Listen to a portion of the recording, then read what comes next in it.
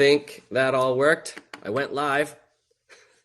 I love how it counts down. It's like, smile, 3, 2, 1. All right. Anybody have any questions?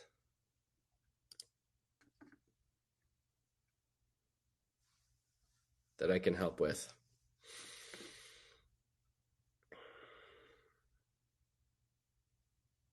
Do I click that? You want the mic? You can have it.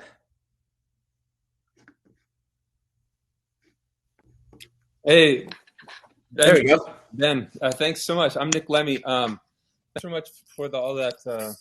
Those great bullet points. I printed it off and just so I can reference it a little later. I have a main question. I think consortiums are really great, and I hope to get into them in the future. But I had a more specific question about self-publishing. I'm a choral director and a composer, and that's mainly what I've been composing the last 10 years. And I wondered, I've been selling PDFs basically to composers in church music and in a very specific type of church music that's all in Latin and anyway. But I wanted to see, I guess I'm not sure whether I should be, I'm selling on an honor system right now. So I just say, tell me how many people are in your choir. And then when I send them the email with the score, it's not automated, so I have to do it. I just say, you're licensed for this many copies. And then I just, and I'm a nobody mainly in a lot of people's choral world. So I'm just trying to get my name out there now anyway. So I was wondering if you, when you sell your PDFs, I haven't got a chance to look at your page here, but do you sell them at a bulk price, or do you sell them, obviously if you're selling a band piece, you can sell at bulk price, but when you're selling, so I'll have choirs of like 10 people buy 10 copies of my music, so it's $20. And or, and I'm like, well, maybe I should be selling this piece, I can sell things from like anywhere from like $6 all the way to, $60 if there are 60 people in a choir and it's a short piece or something. So I was just curious about that. And then also just to follow up, if you, for your paper publishing, I saw you had Cougar boxes back there. I was wondering if you do that printing yourself.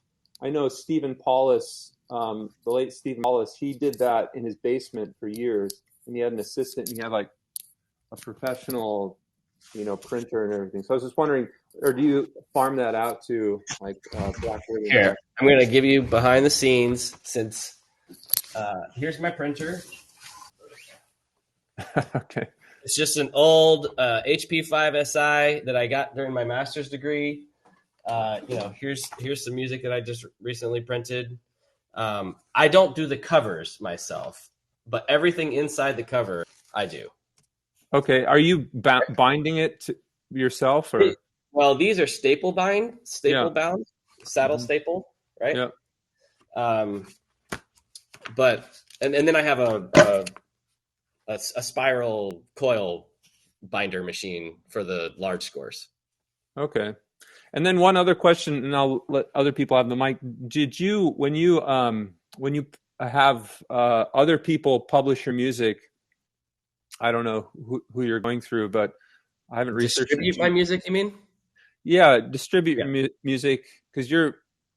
I know, like in the regular publishing world, it's like they take 90%, and you get 10, and you lose copyright. A lot of times they won't let you keep copyright through ASCAP. So I was wondering, what with these other distribution companies, if you'd be willing to share the percentages that's kind of typical or average.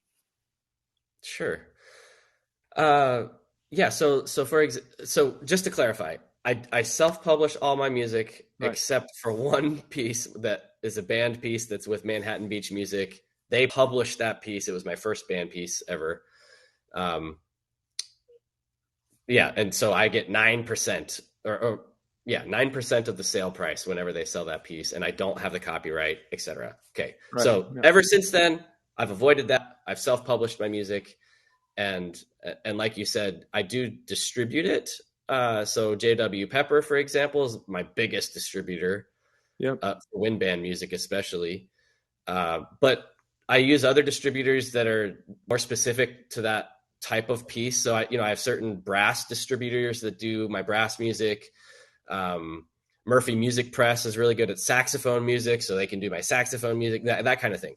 Uh, and the typical percentages for distributed music, I find it to be anywhere from like 20 to 40% that they're going to take.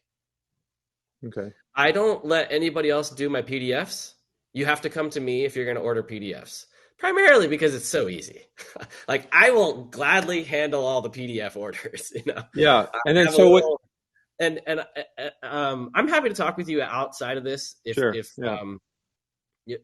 just shoot me an email because I'm happy to share with you. I have a little piece of code that my brother-in-law wrote for me that basically it's just a little program that I drop all the PDFs for this order into a folder and and say here's the name of the institution, person who bought it, click enter, and then that little program applies a watermark to all those PDFs, and then I just drop them into the email, reply to that person, send them off, and I'm good. So the whole process takes me about 90 seconds, Wow. uh, to That's cool. process an order for PDFs for WinBand. That's very neat. Yeah. Okay. Yeah, I might follow up with you if that's okay. Yeah. Uh, But so everybody else is distributing only hard copies. yeah, I like that marking idea. I know that some publishers are now doing, one of 40 copies, two of 40 copies. That would be more complicated, but yeah, I like that idea. And then, Oh, you mean, yeah, especially for choir music. Yeah. yeah, and then for your hard copies, when you get like through order through JW Pepper, they're printing and distributing that, No, they're not printing. They're ordering hard copies. So and then you I have to put them I keep together. an inventory in this closet behind me Okay. of music. Then my Okay. assistant. I mean, my assistant does most of the printing and binding and stapling and folding and all that stuff. Okay. Although I enjoy doing that stuff too, so it is Yeah. part of my process too. Okay. Very good. Yeah. If I may follow up with you just briefly. Please do. Yeah, All man, right. I'm happy to help. And the choir world, and I want to get into the choir world more. So Yeah, we're I'd gonna be talk. happy to share what I have if it's much. So Thanks, thank you. man. Sure. Did anybody else have questions? Otherwise, Nick and I are going to just continue to chat. Or Nicholas. Sorry, I don't know if I can call you Nick.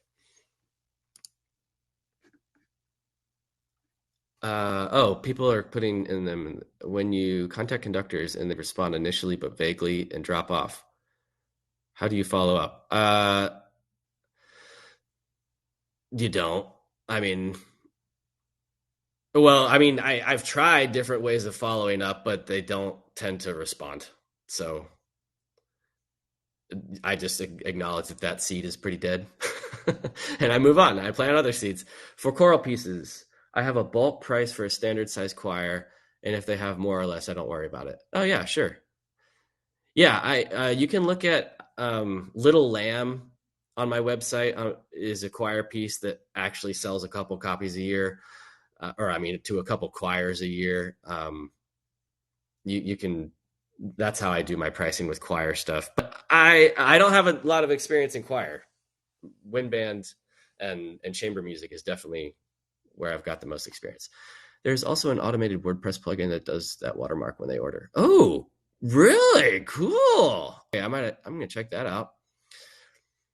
How do you distribute your audio file accompaniments? Yeah. And that's part of the beauty of writing with fixed media, to have an audio track is that they have to contact me, the ensemble director.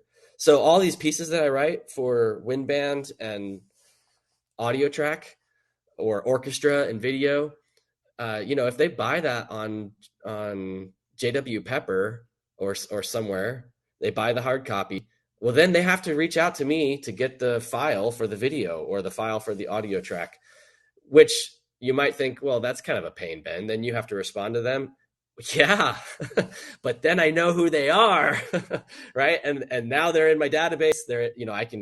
I can let them know about future consortium commissions. I can say, hey, I'd love to Zoom and do a clinic with your ensemble and give you a behind the scenes look at how I write music. And so that relationship is extremely valuable to me, and it's worth me responding to their email to send them the audio track.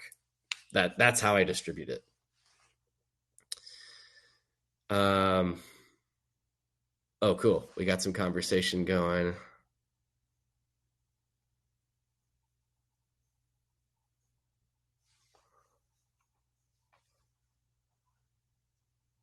Yeah, right. The distribution companies, yeah, they don't tell you who's actually buying your music.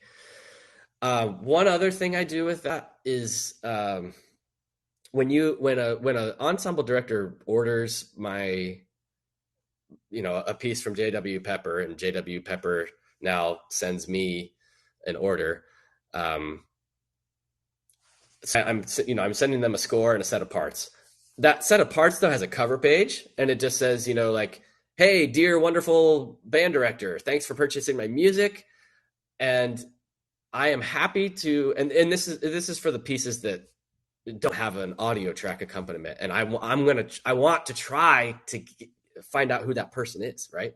So this is my one shot at it.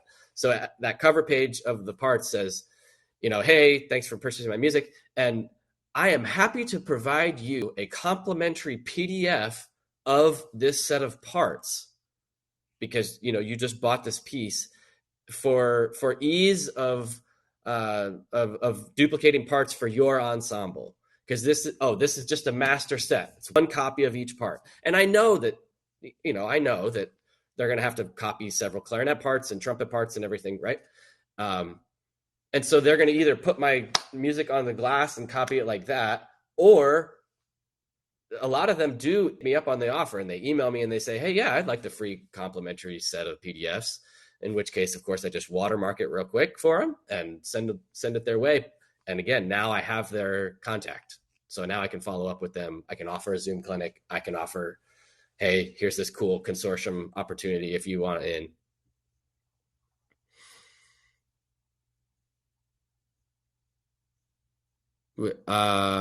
Do I have like a process with consortiums?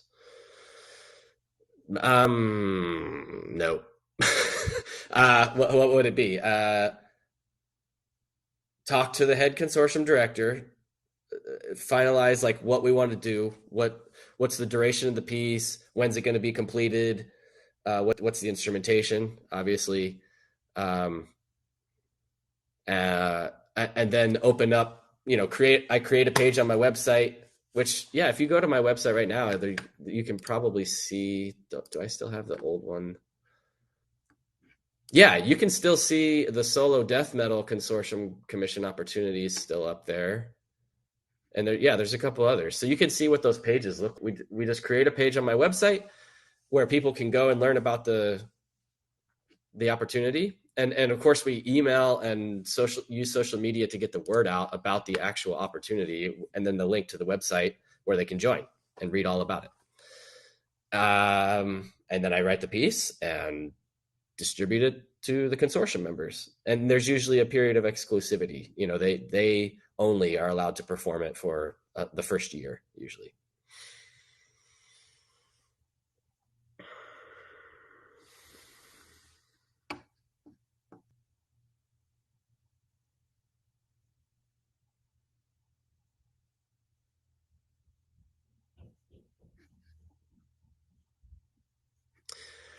Some other composers use only staple scores. Well, so yeah, I mean, band directors, people definitely like what sits on the stand better, and coil bindings definitely lay flat, right? And let me grab.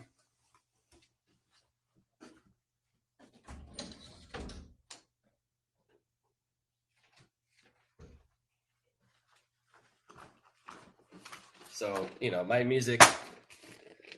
Here's a 11 by 17 with the spiral binding, right? And I have the machine that punches the holes, and then I just run the coils through. And but I find that people, I have never had a director say that they want something this small with a coil. Um, maybe some would, but it lays relatively flat because it, um, especially as it gets used. I mean, some of my older scores, I mean, they press down just fine. So I do a mix of both just for whatever works out better. Oh, and also this is a 11 by 7 or 8.5 by 11 instead of the publisher standard of 9 by 12, right? Yeah. I don't use the publisher standard on purpose. One, because the finding printer and paper that is that size is much more expensive. But number two, um, I want it to be as easy as possible for directors to purchase my music and to use my music and to get it in their kids' hands. And I am not worried at all about them making photocopies of my music. I if they've yes, maybe some people out there are going to be dishonest and give my music to somebody else. Um, I'm willing to take that chance. I believe in humanity enough, and certainly have enough experience so far that shows that it does happen. It's so little. Um, yeah. Nick, I don't know what you mean. Do you start with a fixed price?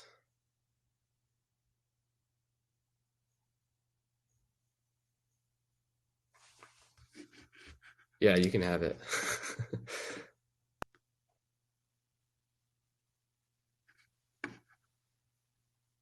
Oh, we're not hearing you yet.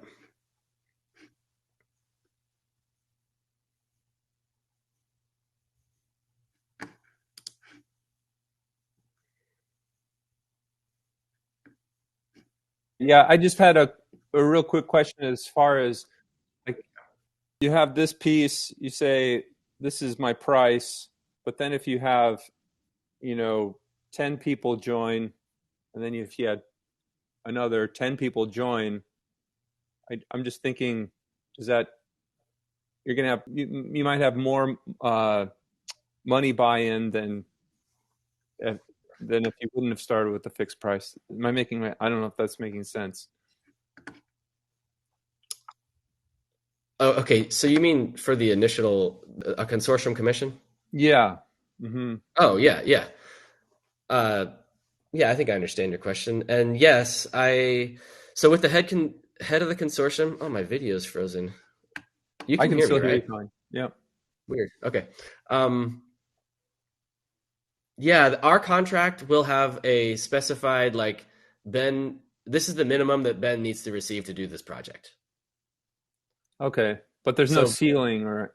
but there's no ceiling. And generally what we've done, I mean, I've never made like, 10x the price. That's for sure.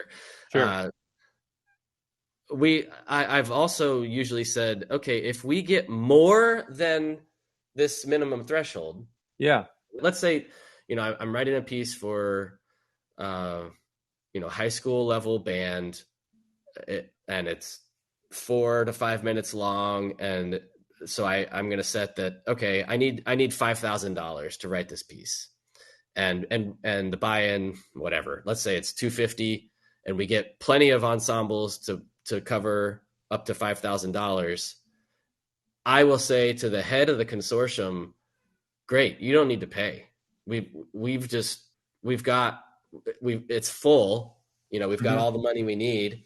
I'm not going to make them pay because generally they're going to bring me out anyway for the performance, and I'm going to get to work with their group in person, and there's going to be a residency fee associated with that. So great, let's put your 250 buy-in towards that. Yeah. So Yeah. you're not having to actually, because they've put in quite a bit of work at that point in the collaborative process, as well as the just helping me get the word out about the opportunity, to Yeah. their colleagues and friends. So Yeah. That's a good idea. that makes Okay. sense. Yeah. Yeah. That's very helpful. Yeah. Thanks.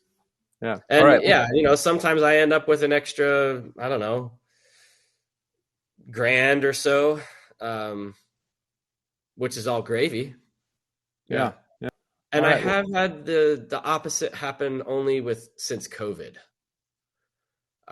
where we didn't by the deadline, we didn't have enough people in to meet the minimum. And then we had to decide, well, do we push the deadline back further, or does Ben decide he's going to write this piece for less money, or are mhm. we just going to cancel the whole thing and I refund everybody's money that's already paid in? Right. And that we've never canceled uh, on a project or two. I have decided to take slightly less money because Mhm. I wanted to do the project, Yeah.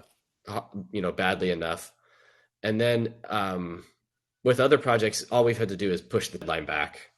And It yeah, worked I out. mean, Yeah. this has been a hard time for live music making. So Yeah. Yeah. things seem to be coming back now more normal, and uh, my recent stuff doesn't. I don't think we're going to have any issue filling consortiums. Nice. So Yeah. yeah, It's a great really question. cool model. So, all right. Well, I'll definitely hit you up in the next week or so. Sounds good. All right. Thanks so much again. All right, Good man. one.